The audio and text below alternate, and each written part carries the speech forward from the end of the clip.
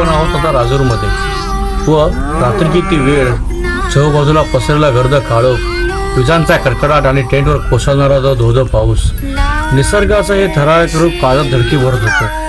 पण वादळानंतरची सकाळ नेहमीच सुंदर असते. ही भयानक रात्र सरली आणि डोळे उघडते एका अप्रतिम सकाळी. तसं ती रात्र तुम्ही अनुभवलीच आमच्याबरोबर. चहूबाजूला पसरली हिरवळ, थंडगार वारा आणि त्यातच कानावर पडलेला मोरांचा तो नाजूक मंजूळ आवाज. रात्रीची भीती कुठच्या कुठे पळून गेली आणि मन अगदी प्रसन्न झालं.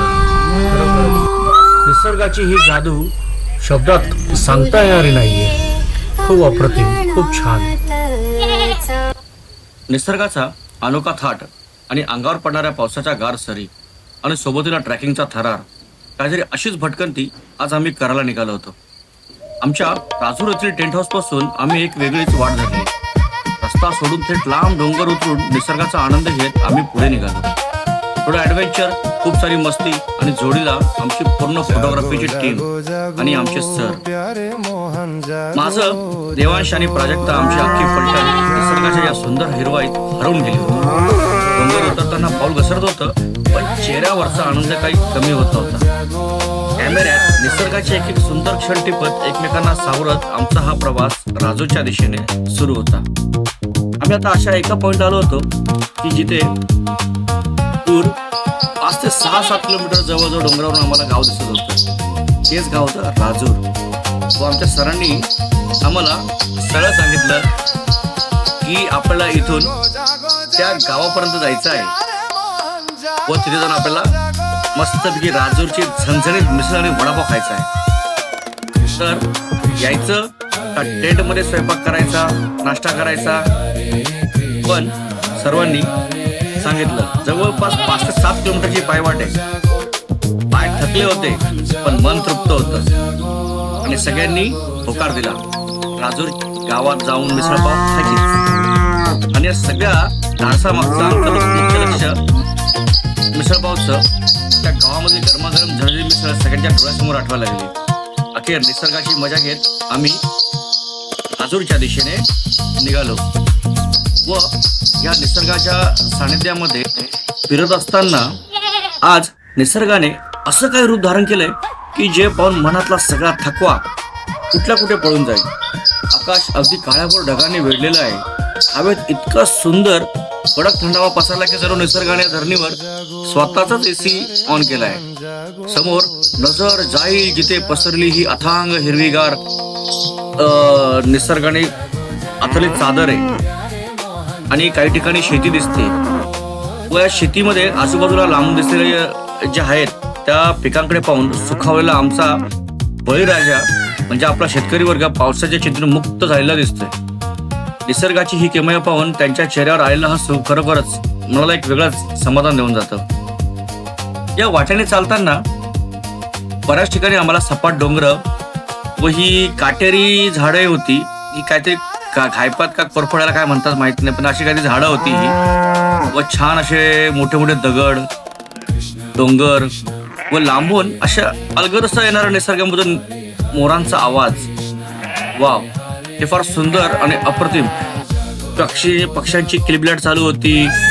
कुठेतरी अचानक गाय बैल हंबरडा फोडत होत्या व ते आवाज कानावरच होते. रस्त्याने चालताना आमचा देवांश छोटे छोटे कीटक शोधत होता. कुठे त्याला सरडा दिसला, कुठे त्याला कीटक दिसला तर तो ते बघत होता. निळी निळी फुलं बघून त्याला एकदम हे वाटलं. तो सगळ्यांना दाखवत होता आणि मला ओरडून होता, पप्पा पप्पा बघा हे काय आहे.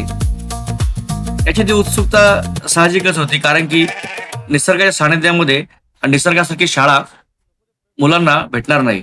त्यामुळे आपणही आपल्या मुलांना घेऊन निसर्गाच्या सानिध्यात निसर्गामध्ये फिरत जा.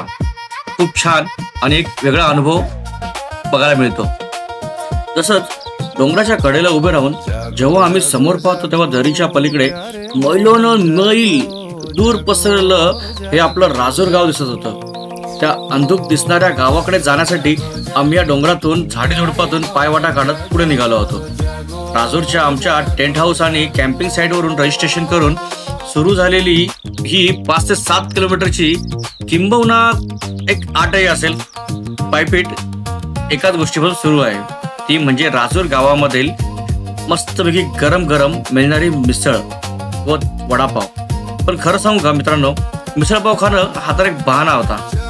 आमचा खरा हेतू आहे, आमचं खरं ध्येय हे ट्रॅकिंग. या हिरव्यागार दऱ्याखोऱ्यातून चालताना निसर्गाची मजा घेणं हा अद्भुत अनुभव पाठीशी बांधणं हेच आमचं ध्येय होतं. हा प्रवास म्हणजे निव्वळ चालणे नाही, तर स्वतःला निसर्गाच्या स्वाधीन करणे आहे. मध्येच येणारी पावसाची हलकी सर आम्हाला भिजवून जाते आणि पुन्हा नवीन ताजेतवाने करते. फोटोग्राफीच्या माध्यमातून हे न विसरता येणारे क्षण कॅमेऱ्यात कैद करत आमचा हा प्रवास सुरूच राहणार आहे. तुम्हाला निसर्गाचे हे देखणं कसं वाटलं आणि आमची ही जर्नी तुम्हाला कशी वाटते आम्हाला कमेंटमध्ये नक्की सांगा का. आणि व्हिडिओ आवडल्यास लाईक, शेअर व चॅनलला सबस्क्राईब करायला विसरू नका. व आपण अशीच माझ्या बरोबर प्रवासामध्ये राहा व धमाल मस्ती व पुढचा आनंद व राजूर ह्या गावामध्ये अजून आपण थोडस जाणून घेऊया. राजूर या गावाच्या आजूबाजूला आपल्याला जे डोंगर व काही मोठे मोठे हिल दिसतात ते बरेचसे. तसं या राजूरच्या जवळजवळ असलेला ऐतिहासिक गडकिल्ले व राजूरच्या आसपास शिवरायांच्या काळातील आणि त्यापूर्वीचे अनेक अभेद्य किल्ले आहेत. व राजूरच्या म्हणजे अहमदनगर भागामध्ये हे येतं राजूर. हे सह्याद्रीच्या कुशीत वसलेलं एक असं ठिकाण आहे जिथून निसर्ग आणि इतिहासाची खरी जादू सुरू. जर तुम्ही ट्रॅकर किंवा निसर्गप्रेमी असाल तर राजूरच्या आसपास ट्रॅकरचं नंदनवन पसरलेलं आहे. तर मग आपण आता पुढची ही पण माहिती जाणून घेऊया की आपल्या आजच्या ब्लॉगमध्ये की राजूरच्या जवळ असलेले गडकिल्ले आणि भव्य डोंगर रांगा. आता आपला प्रवास चाललाच आहे. बाबळींच्या दाट झाडीझुडपातून, हिरव्यागार निसर्गाच्या चादरीवरून. आपल्या घरात तर प्लास्टिकचा कार्पेट असतो, कुठेतरी आपण जातो कुठे बाहेर कार्पेट प्लास्टिकचा असतो, हिरव्या गवताचा.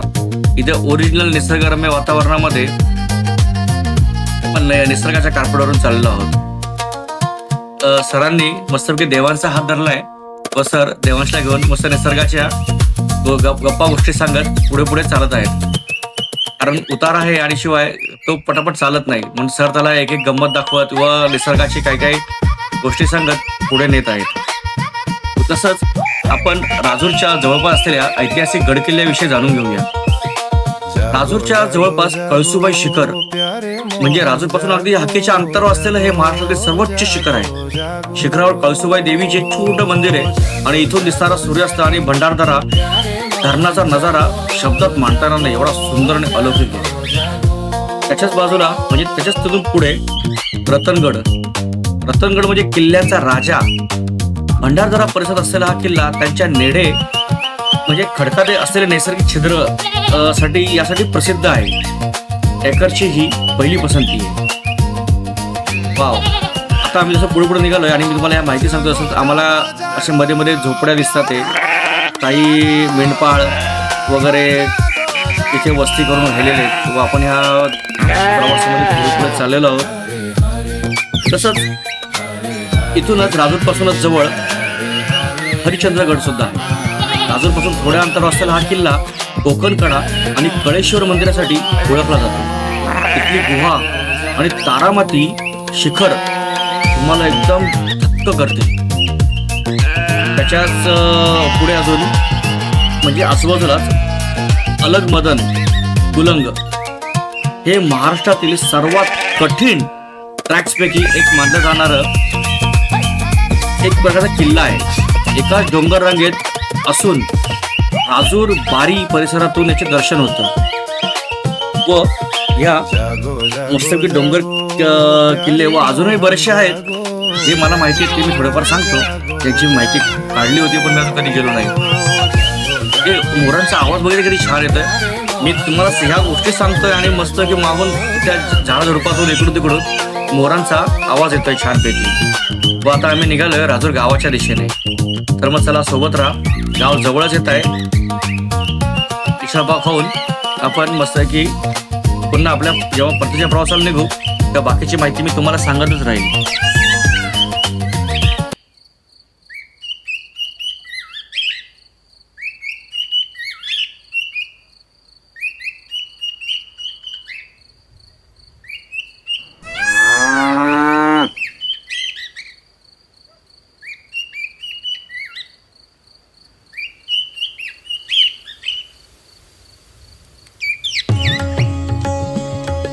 मोबाईलला चार्जिंग कमी असल्यामुळे जास्त काही फुटेज आणि व्हिडिओज काढता नाही आले, पण तरीसुद्धा आता परतीच्या प्रवासाकडे जायचं होतं. आजची रात्र काढून थोडं एन्जॉयमेंट करून रात्री निघायचं होतं. तसंच आपण ह्या राजूरच्या आजूबाजूच्या म्हणजे ट्रॅक्सपैकी एक मानले जातात. तिथे किल्ले व डोंगररांगेत असून राजूर पारी परिसरातून याचे दर्शन होते. आध्यात्मिक शांतता, मंदिरे आणि पवित्र डोंगर किल्ल्यांशिवाय राजूरचा परिसर प्राचीन मंदिरांनी नटलेला आहे. इथे अमृतेश्वर मंदिर आहे रतनवाडीमध्ये. हे 11व्या शतकातील हेमडपंथी स्थापत्य शैलीचे अतिशय सुंदर मंदिर आहे. ओरीवकाम पाहताना डोळ्याचे पारणे फेटते. अगस्त्य ऋषी आश्रम, प्रवरा नदीच्या काठ्यात असलेला हा आश्रम पौराणिक दृष्ट्या अत्यंत महत्वाचा आहे. रामायणातील संदर्भामुळे या जागेला विशेष महत्व आहे. शेंडी जवळील डोंगर आणि मंदिरे. राजूरहून भंडारदरा शेंडीकडे जाताना अनेक छोटे डोंगर आहेत. इथे स्थानिक देवतांची छोटी मंदिरे श्रद्धेचे केंद्र आहेत. जवळ असलेले प्रमुख डोंगर राजूर परिसर रांगांनी पूर्ण वेढलेला आहे. त्याला कळसुबाई हरिश्चंद्रगड अभयारण्य असेही म्हणतात. डोंगर शिखर वैशिष्ट्य मृदुगड, रतनगडच्या शेजारी असलेला शांत आणि कमी गर्दीचा डोंगर. आबळगड निसर्ग सौंदर्याने नटलेला आणि ट्रेकिंगसाठी उत्तम. घनचक्कर, महाराष्ट्रातील 3ऱ्या क्रमांकाचे उंच शिखर राजूरपासून जवळ. भैरवगड, ॲडव्हेंचर प्रेमींसाठी कठीण चढाईचा डोंगर. फिरायला जाताना या गोष्टी लक्षात ठेवा. सर्वोत्तम वेळ पावसाळ्यात. इथले सौंदर्य स्वर्गासारखं असतं. हे सुरुवातच आहे ना 3 दिवसाचं इव्हेंट ड्राफ्ट करणं. गेल्या वेळी गच्च भरून होतं सगळं. सकाळी पहाटे उठून गावात जाऊन फोटो काढा, फोटोग्राफीची पाहिजे. रात्री अंधार झाल्यावर घाटातल्या गाड्या चालल्या काही काढलेलं आहे त्याच्या मागे फोटोग्राफी पाहिजे. क्या कहना है, क्या सुनना है, और इस दिल में कोई भी है, बस एक दिल हो, बस एक तुम हो. ये दिल है आज बाहर क्या है. रात्रीचं मस्त चिकन टक्का पनीर टिक्क्याची तयारी चालू आहे. आणि नंतर आपण हार्ड करत सर गमतीशीरपणे यस करावं लागेल असं नाही करतोय तर डेटा नाही मिळणार. मी कार्ड विकासला देईल, विकास वैभवला देईल,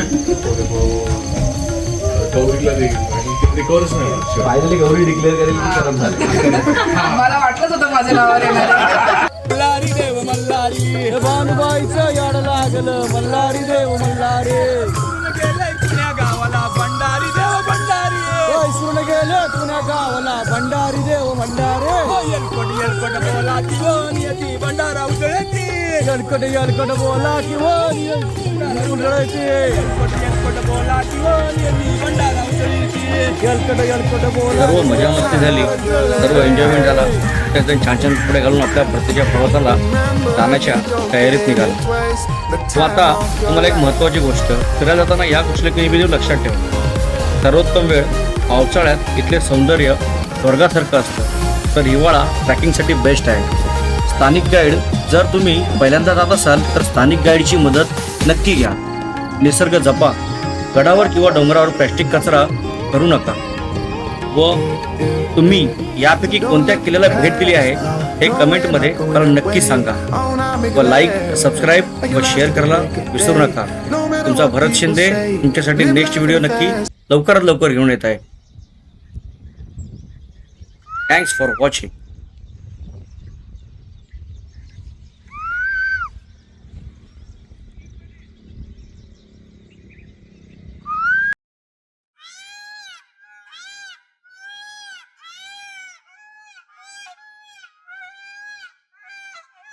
लाइक, सब्सक्राइब और शेयर जरूर करना ताकि नेक्स्ट वीडियो और चंगा हो.